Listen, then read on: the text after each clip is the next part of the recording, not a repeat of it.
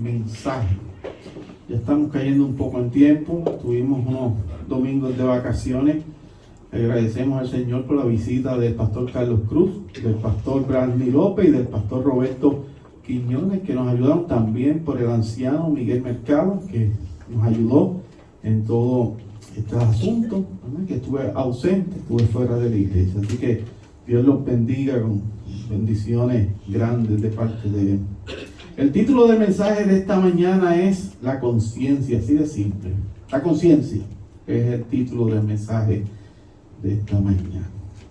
Esto puede provocar en nuestra mente diversas preguntas, ¿verdad? Cuando decimos la conciencia, todo el mundo tiene diferentes pensamientos, abstractos, a veces más firmes, sólidos, pero a veces se divagan los pensamientos cuando decimos la conciencia.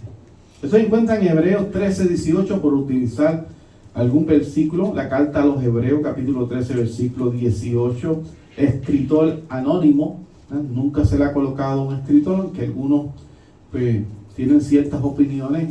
No voy a entrar en esos detalles porque no es el tema, no estamos en la escuela dominical, pero es anónimo. Lo escribió el Espíritu de Dios. El Espíritu de Dios. Hebreos 13:18.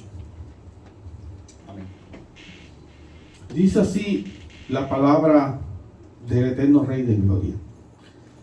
Orad por nosotros, pues confiamos en que tenemos buena conciencia, deseando conducirnos bien en todo, dice el escritor de los Hebreos. Y lo voy a repetir porque es cortito. Orad por nosotros, pues confiamos en que tenemos buena conciencia, deseando conducirnos bien en todo. Este es el mensaje de la conciencia. Padre, gracias por la oportunidad que tú me das de utilizar esta plataforma para predicar el santo evangelio de salvación, de gracia, que es gratuito, pero gratuito para nosotros, pero costó la sangre del precioso Señor Jesucristo.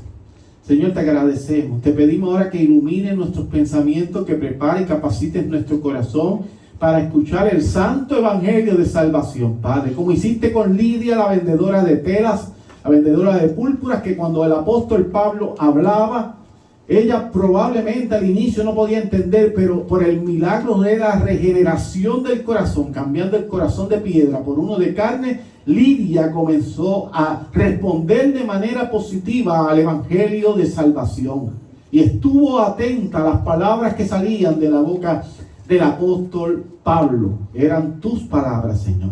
Ayúdame, Señor, dirígeme con prudencia, con denuedo, porque yo soy un hombre pecador, Señor, y lo reconozco delante. El primero de los pecadores de esta iglesia soy yo. Así que te pido que me ayudes y me utilices como una herramienta útil en tus manos. A ti sea toda la gloria, Señor Jesucristo. Amén. Amén. Y amén. La conciencia es interesante. Debo decir, cuando entré en el tema, pues, de momento me abrumó. Me abrumó porque hablar de la conciencia a veces se siente un poco abstracto, ¿verdad? Los pensamientos divagan, como le dije al inicio. Piensa uno tantas cosas sobre la conciencia. Pero primeramente les voy a decir cómo comienza esto en mí. Porque primeramente me ministra a mi corazón, a mi vida, la palabra de Dios. Y yo predico este mensaje a ustedes que ministra a través de la obra del Espíritu de Dios. Pues esta temática llegó a mí dando un tipo de consejería pastoral. Y voy a aclarar esto para que usted no se haga diferentes historias en su mente. No se trata de un miembro de la iglesia, es una persona fuera de la iglesia, no se está congregando en ningún lugar. Pero son personas que uno ama. Y que a veces, de tiempo en tiempo, llaman a uno para un consejo porque se sienten extraviados. Se sienten perdidos y necesitan que alguien que está constantemente en la Escritura los dirija por la Escritura, no por un consejo de un ser humano, sino por la Escritura, la sola Escritura, la palabra de Dios, que es la que tiene autoridad.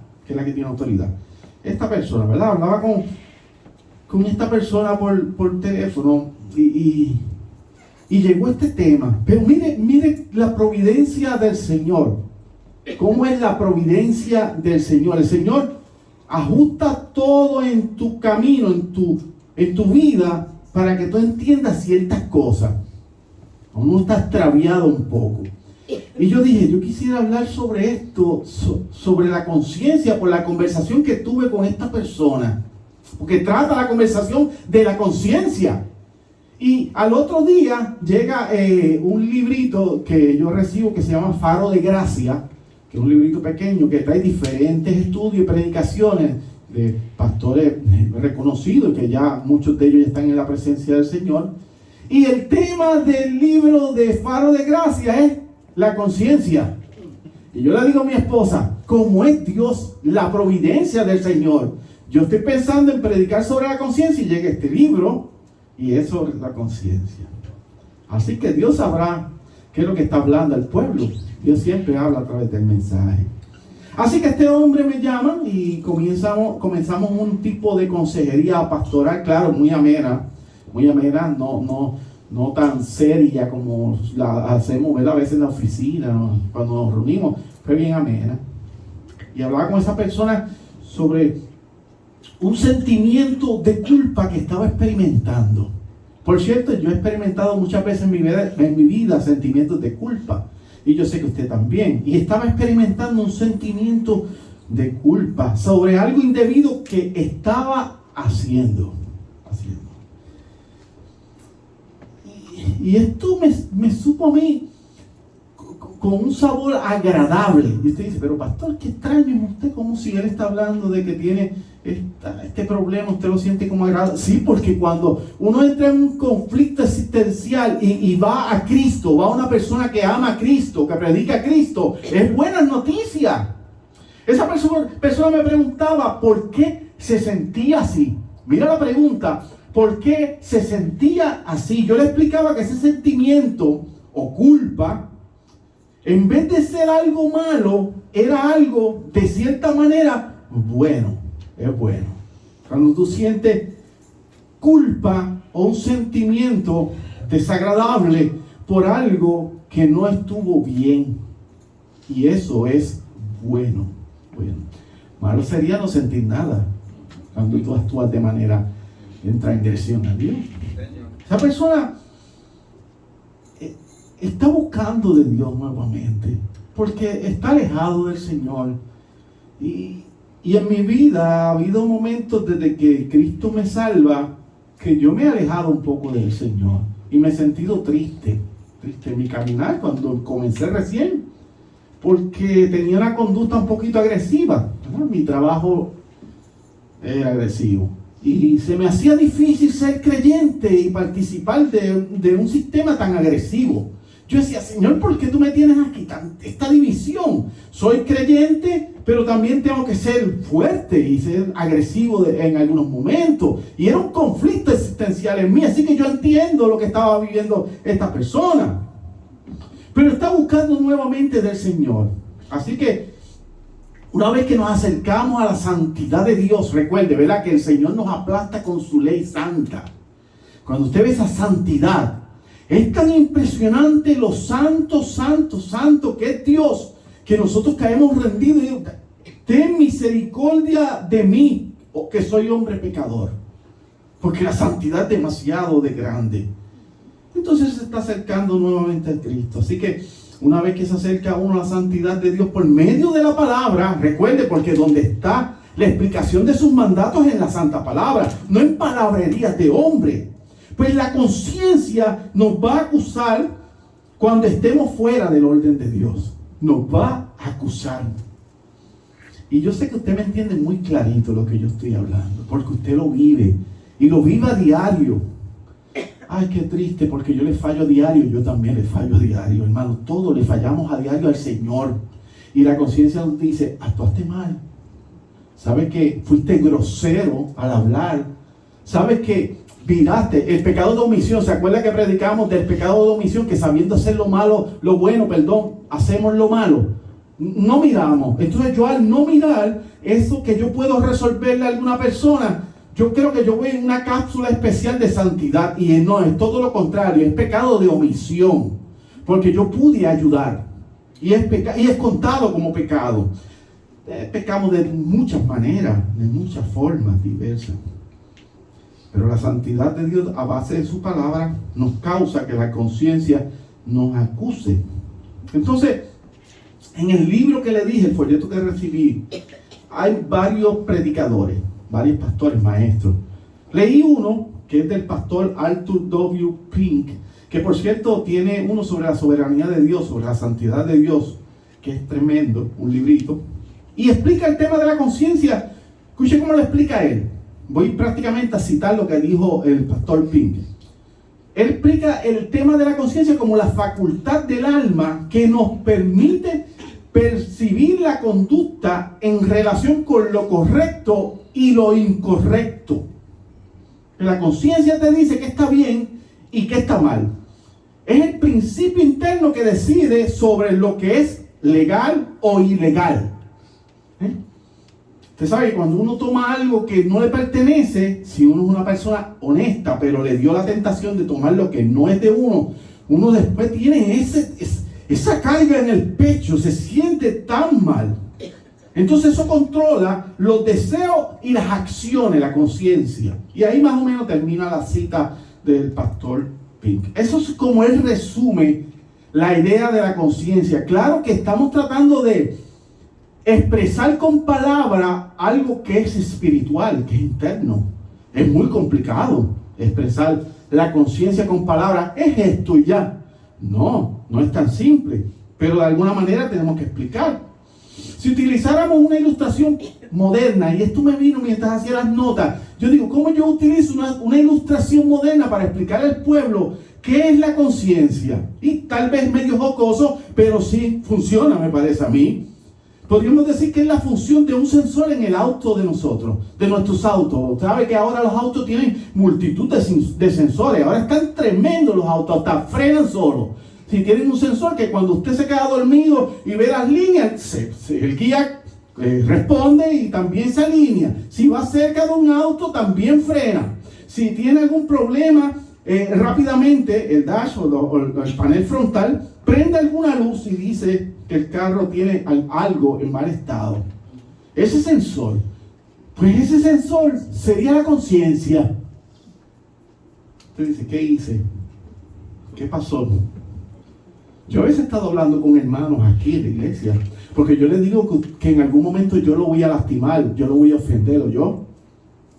No, es que esta iglesia ni es de prosperidad, ni creemos, no somos santurrones. Que el pastor está como un estrado, que es como si fuera un rey. No, aquí el único rey es Jesucristo. El rey, el buen pastor de esta iglesia. Y en algún momento, si yo vengo de mal humor, tal vez le hable de manera grosera. Y le voy a tener que pedir perdón. Porque somos seres humanos falibles. Lo vamos a hacer.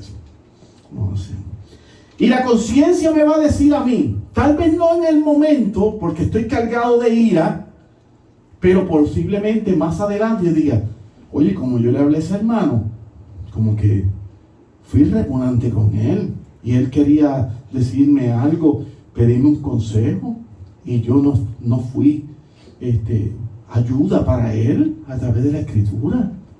Y tengo que llamarlo, tengo que decir, mira, hermano, perdóname, que fue que te estaba pasando un problema y te hablé de esta manera, no es correcto.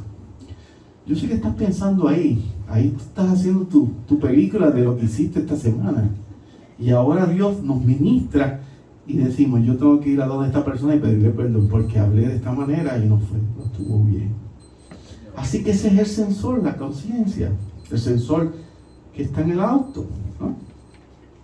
Eso sería en palabras sumamente sencillas. No se me ponga muy crítico. En palabras sumamente sencillas. Son los sensores en un auto, la conciencia. En la primera parte de nuestro versículo nos vamos a encontrar con un mandato que se repite por todas las Sagradas Escrituras. ¿El de qué? El de la oración. Eso se repite una y otra vez, de etapa a etapa, en la Sagrada Escritura. Vamos a encontrar los hombres y mujeres de Dios orando al Señor. La oración, la Biblia está inundada de la oración. Tanto la oración que hacemos por los demás, como por nosotros mismos. Porque a veces no podemos orar por los demás porque estamos tan mal y nos sentimos tan mal que cuando nos vamos al secreto del Señor y comenzamos a orar, no podemos orar por nadie más que no sea por nosotros, de tan mal que nos sentimos. Así que las dos son válidas, por los demás y por nosotros. Y esto comienza así. El escritor de la carta a los Hebreos dice, usted lo ve en el texto, orad por nosotros. ¿Qué humildad se necesita y qué conocimiento de Dios se necesita cuando usted dice, ora por mí? Yo tengo esta situación, pastor, ¿puede cuando vaya al secreto orar por esta situación? Eso es ser muy humilde, porque una persona orgullosa no pide oración, pero cuando usted es humilde y conoce el poder que tenemos, que tiene Dios, y nosotros vamos en oración a ese poder de Dios, pero usted pide oración. Y entonces el escritor de los Hebreos dice, orad por nosotros, oren por nosotros. Hemos hablado abundantemente sobre el tema de la oración en esta iglesia. Una iglesia que no ora, una iglesia que está muerta en sí misma. Cuando el escritor dice que oren por nosotros, el escritor se coloca a sí mismo en la posición de aquel que pide un favor. Oye, qué humilde usted pedir un favor.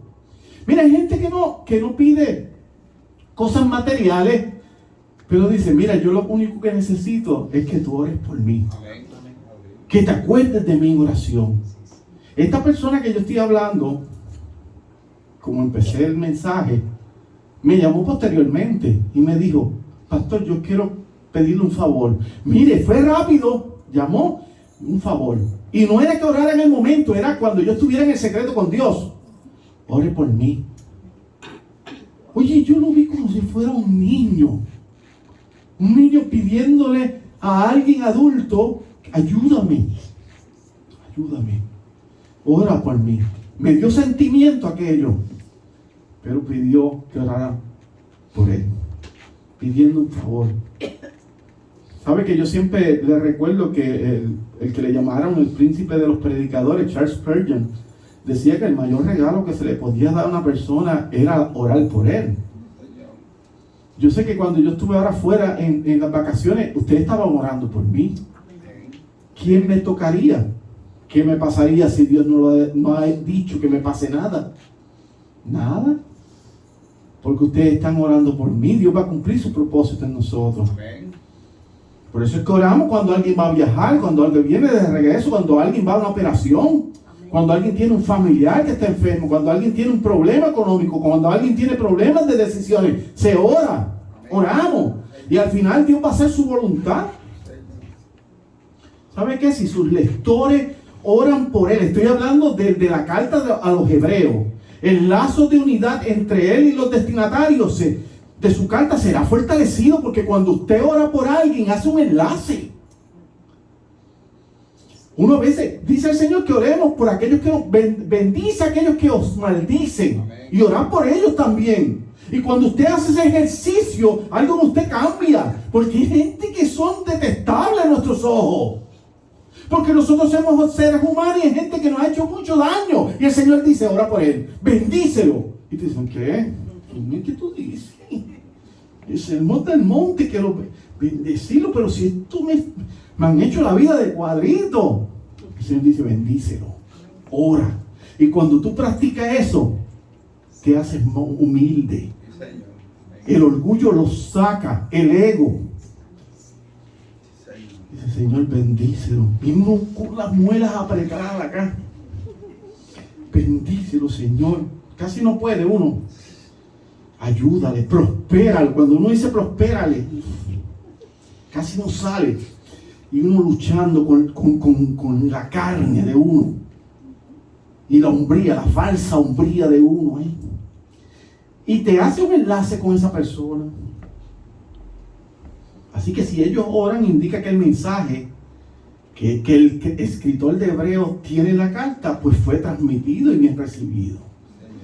Le pide, oren por nosotros. Oren por nosotros. Los temas que tiene la carta a los Hebreos, que yo no voy a hacer una exposición de la carta, son muy controversiales para los judíos ortodoxos de aquella época. Son sumamente controversiales porque está hablando que ya la ley pasó y hoy día está la gracia. Y para el judío ortodoxo eso era increíble que estás hablando. Y él dice orar por nosotros. Cuando oramos por alguien, o alguien ora por nosotros, se hace un hermoso vínculo de hermandad y cuidado. Es muy difícil sentir resentimiento cuando se ora por alguien. Se quita el resentimiento. Se quita el resentimiento. Lo más malo del mundo, y eso yo admiro mucho a mi hermano, y yo lo he dicho en otras ocasiones, el Cano. Que Cano dice, él me dice, Chuito, yo te voy a decir algo. Lo más malo del mundo es salir a la calle y uno tener problemas con una persona y encontrarse con esa persona. A mí no me gusta tener problemas con nadie, dice. Yo trato de resolver el problema. ¿Sabe por qué? Porque usted va por la acera y viene aquel que usted detesta y que no ha perdonado y que no se ha resolvido el problema. Qué difícil es. Mira, cuando usted tiene problemas con alguien, no va a esa casa cuando antes iba. Se siente uno como con una pared. Qué malo es estar así, vivir así, que usted sale a la calle y sabe que se puede conseguir con esa persona. Ora por ella. Yo no le estoy diciendo que es fácil. Ay, pastor, usted no es muy santo. No. Es un ejercicio, una disciplina espiritual. Poco a poco. El apóstol Pablo pidió oración por su persona en muchas ocasiones. ¿Se acuerda que yo prediqué la carta a los romanos? Y en la carta a los romanos, él le pide a los romanos, los de Roma, Romanos 15:30, le dice, pero os ruego, mire qué humilde el apóstol de Cristo, pero os ruego, hermano, por nuestro Señor Jesucristo y por el amor del Espíritu, con letra mayúscula, Espíritu Santo, que me ayudéis orando por mí a Dios. ¿Qué humildad se necesita? El de Hebreo es humilde, orar por nosotros, y Pablo también dice que oren por mí a Dios. Un apóstol dice que oren por mí. Y como nosotros que somos siervos, necesitamos que oren por nosotros. En la parte siguiente dice del texto, es cortito pero tiene mucha teología. Pues confiamos en que tenemos buena conciencia, dice el de Hebreo, el escritor. Pues confiamos que tenemos buena conciencia. La conciencia puede ser tu amigo o puede ser tu enemigo. Ambos puede ser. Puede ser tu abogado, fiscal o juez, la conciencia de uno. Un caso muy pertinente con respecto a la fortaleza que puede dar una conciencia tranquila es el caso de José. ¿Se acuerda José, el hijo de Jacob? El de la túnica de colores, el que él amaba mucho. ¿Se acuerda de José? Yo no voy a hacer la exposición tampoco de José porque no es el tema de hoy, es la conciencia. Y usted la conoce muy bien, el tema historia de José. Pero José, vendido por sus hermanos, trabajó como esclavo, llevado a prisión por algo que no cometió. Pero luego de todos esos sinsabores finaliza siendo el segundo al mando en Egipto. Y de esa manera, dirigido por el Altísimo, por Dios, salva a su pueblo, a los hebreos, de la hambruna que azotaba la región. ¿Qué mantuvo de pie a José? ¿Qué mantuvo de pie a José? Porque mira que muchas veces yo me he desanimado en el camino del creyente. Usted no se puede imaginar cuántas veces yo me he desanimado en mi caminar como creyente. No puedo apuntar porque son tantas veces que me he desanimado que yo no podría decirle a usted. Entonces, ¿qué mantuvo de pie a José en medio de tanta tragedia? Claro, primeramente Dios, el que lo mantiene de pie, pero además una conciencia en paz con Dios, porque Él no hizo nada perverso. Solamente como dijo nuestro hermano diácono Andel, por existir, porque Él era José. Por existir. Él no tenía culpa de que su papá lo quisiera tanto, que era culpable. Él no tiene culpa. Uno nace. Yo no pedí nacer. Nació. Y el papá lo amó. Y le hizo una túnica linda. Él no tiene culpa de eso. Usted tiene culpa de que usted esté próspero. Esta iglesia no es de prosperidad porque es un falso evangelio. Pero usted no tiene culpa si usted ha echado para adelante y Dios le ha bendecido económicamente. Amén. Entonces hay gente y familia que miran a mal a los que echan para adelante. Pues si Dios está bendecido, pues amén. Entonces José era amado por Jacob. Pero José no hizo nada malo. José estaba tranquilo aquí.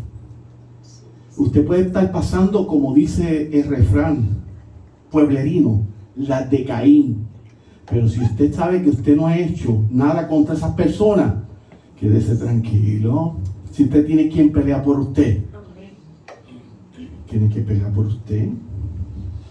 Él no había hecho nada malo. Entonces el escritor de Génesis, este Moisés, dirá en diversas ocasiones. Mire cómo dice el escritor de Génesis sobre José.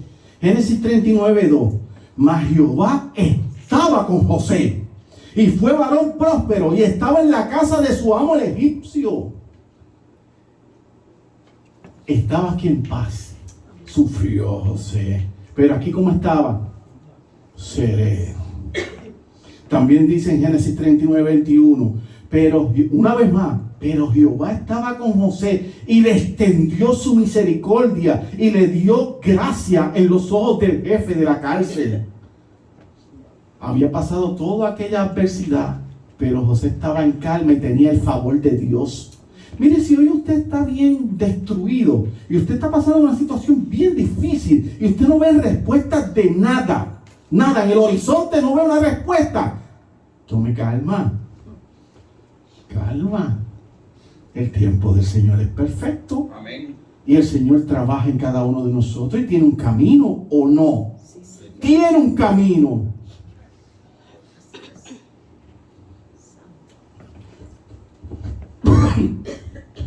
A veces yo digo, Señor, ¿por qué yo estoy aquí? En la iglesia presbiteriana ortodoxa, Refugio de Amor. Soy parte de una denominación que es de catedráticos, por cierto, profesores, maestros, gente bien preparada. Yo soy el abortivo de la OPC.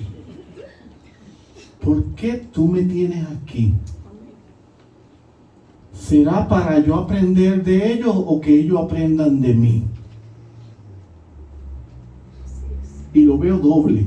Yo estoy aprendiendo de ellos, pero ellos aprenden de mí. Porque Dios tiene propósitos. Y me quedo tranquilo, porque esto abruma. Tú estás con mucha gente bien preparada, abruma el pensamiento. Y dice, qué gente de alto conocimiento. Claro, hombres de Dios. Pero un alto conocimiento llega a abrumar. Pero entonces yo descanso en el propósito. Descansa en el propósito. Dale 10 años atrás, 15, para que tú veas que quizás tú estabas sufriendo y hoy día Dios te dio una nueva esperanza, Señor. Un nuevo camino, amén. Un nuevo horizonte.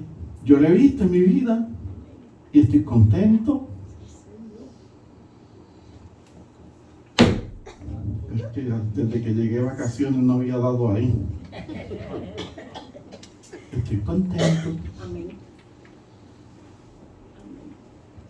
Aquí vemos que la conciencia para con José fue un abogado. No fue acusador, fue un abogado. Yo te voy a defender. En otros casos la conciencia se convierte en un fiscal acusado. ¿Sabes que los fiscales van contra acusados, verdad? Duro. Y hay fiscales que son bien temerarios. Vemos el caso de Judas, que culmina suicidándose. Su conciencia perversa lo atormentaba por haber vendido al Hijo de Dios. Se volvió loco Judas. Aquella conciencia. No en arrepentimiento, no confunda esto. Judas no tenía esa conciencia que lo estaba atormentando en arrepentimiento, más bien en remordimiento, que es otra cosa.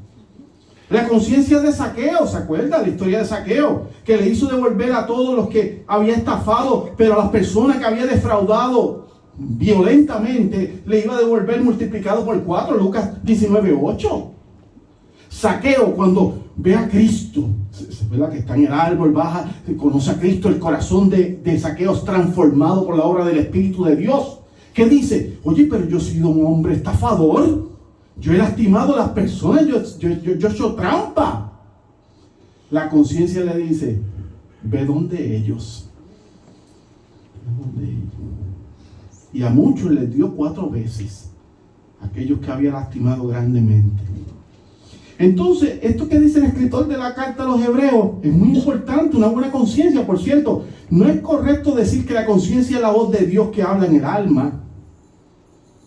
No, porque no venga con eso ahora. No es la voz de Dios que está hablando en el alma. Más bien es aquella facultad que responde a lo que Dios dice. Es contrario a eso. No es que Dios está hablando, no es que tu conciencia sabe lo que Dios está hablando por la Escritura. Es como cuando Cristo dice, Mateo 11:15, el que tiene oídos para oír, oiga. Hay unas promesas, hay unos mandamientos. Usted sabe lo que es bueno y lo que es malo a través de las Sagradas Escrituras. Se refiere a todo aquel que tiene una conciencia en sintonía con la ley del Altísimo. Aquellos que desean conocer la voluntad de Dios, de someterse a su autoridad. Someterse a la autoridad del Señor no es muy fácil, ¿o yo? El escritor de la carta a los hebreos está seguro de que su conciencia delante de Dios está en paz. Él lo sabe. Él está tranquilo, como José, tranquilo. Es como cuando Pedro habla sobre el bautismo en 1 de Pedro 3:21. Él dice, el bautismo que corresponde a esto ahora nos salva. Hay un paréntesis, pero si brincamos el paréntesis dice, el bautismo que corresponde a esto ahora nos salva por la resurrección de Cristo, de Jesucristo. Pero en el paréntesis dice, no quitando las inmundicias de la carne, sino como la aspiración de una buena conciencia hacia Dios. Uno se bautiza porque ha sido convencido de pecado. En arrepentimiento y fe viene a Cristo, el bautismo. Y entonces, ¿qué hace? Tú sigues pecando, o yo le tengo una noticia. Usted sigue pecando, yo. Le tengo una noticia. Usted sigue pecando, pero le pertenece a Cristo. Amén. Y entonces usted está aspirando cada día a una mejor persona, una buena conciencia delante de Dios. Le tengo una noticia, sigue pegando. Sigue. Hay iglesias que lo van a atormentar diciéndole que si usted peca no es de Dios. Eso es falso. Todos somos pecadores. Por otro lado, la conciencia puede llegar a cauterizarse, dice la Biblia, haciéndose prácticamente insensible ante las prácticas pecaminosas y perversas. Eso dice Pablo en 1 de Timoteo 4:2, por la hipocresía de mentirosos que, teniendo cauterizada la conciencia. Ve que la conciencia llega a cauterizarse. Pablo dice un poco más sobre estas personas, dice Romanos capítulo 1, 24 al 25, por lo cual también Dios los entregó a la inmundicia en las concupiscencias de sus corazones, de modo que deshonraron entre sí sus propios cuerpos, ya que cambiaron la verdad de Dios por la mentira, honrando y dando culto a las criaturas antes que al Creador, el cual es bendito por los siglos. Amén. El corazón se desvía completamente, cauterizada. El creyente, aunque no va a llegar a un estado de decadencia donde se pierda en la oscuridad de una conciencia cauterizada, en el creyente no va a pasar eso. En el verdadero creyente no va a llegar a tal punto que va a cauterizar la conciencia. No va a pasar eso. Sí puede llegar a un estado de oscuridad. El creyente puede vivir estados de oscuridad, a un estado de sentirse opaco, sin brillo, tal vez inundado de una tristeza en el corazón. Eso pasa en el creyente. Es más, llega un punto que hay momentos en su vida que usted no desea volver a la iglesia. Es más, hay gente que se ha retirado de las iglesias y son verdaderos creyentes, pero están pasando por momentos de oscuridad, de tristeza, de desánimos terribles. Están opacos. Y son verdaderos creyentes. ¿Usted sabe eso? Yo sé que yo estoy hablando y usted está analizando su vida, porque lo ha vivido. Todos los hemos vivido. Y eso pasa por causa del mal proceder. El uso habitual de un medicamento constantemente crea en la persona tolerancia. Usted dice, le dan un medicamento para el dolor, vamos, cualquiera. Y de momento te alivia esas primeras semanas. La segunda semana como que necesita un poquito más de dosis. Allá el maestro dice, esto no me hace nada. Yo tengo un dolor, tiene que beber más dosis. Porque crea tolerancia. Cuando uno constantemente practica algo. Como una ilustración de una conciencia cauterizada, podemos compararlo como las personas que pierden sensibilidad en alguna parte del cuerpo. Eso por alguna condición, sea lo que sea, no importa. Usted póngale nombre. una condición y pierde sensibilidad en una parte del cuerpo. Cuando estas personas se lastiman o se hacen algún corte o úlcera en la zona que no hay sensación, al pasar el tiempo, la herida continúa avanzando en algún tipo de infección. Muchas veces cuando se dan cuenta ya es muy tarde. Hay gente que los mira y dice, pero ¿y esa úlcera que tiene? Porque no sentía. Eso sucede con una conciencia cauterizada. Es una pérdida de sensación espiritual. Ya lo que tú sabías que era malo no te está afectando, porque lo está haciendo tantas veces que pierde como sensibilidad el creyente. Y esto es el creyente.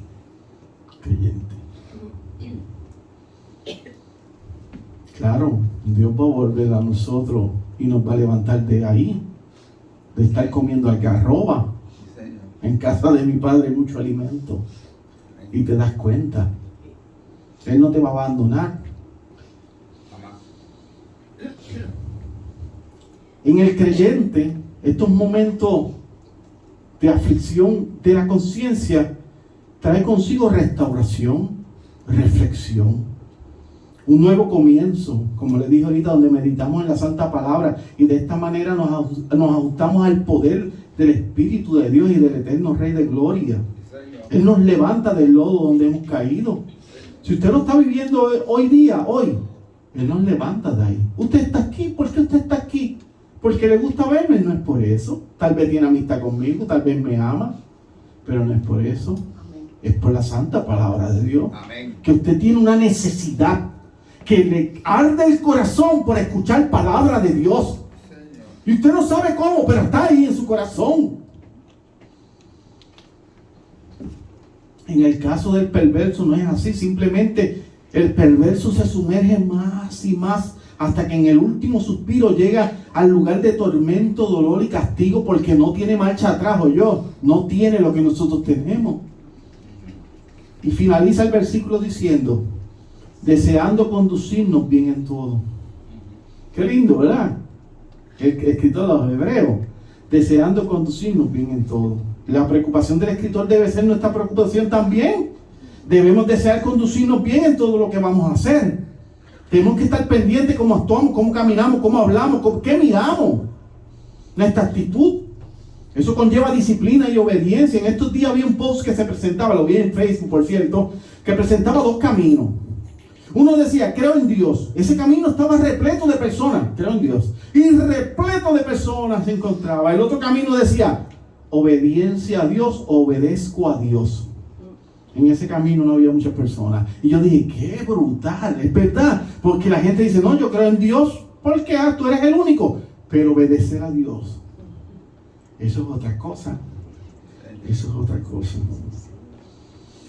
Por eso la Biblia nos enseña que la obediencia es mayor que los sacrificios. Deje de pasar hambre, obedezca.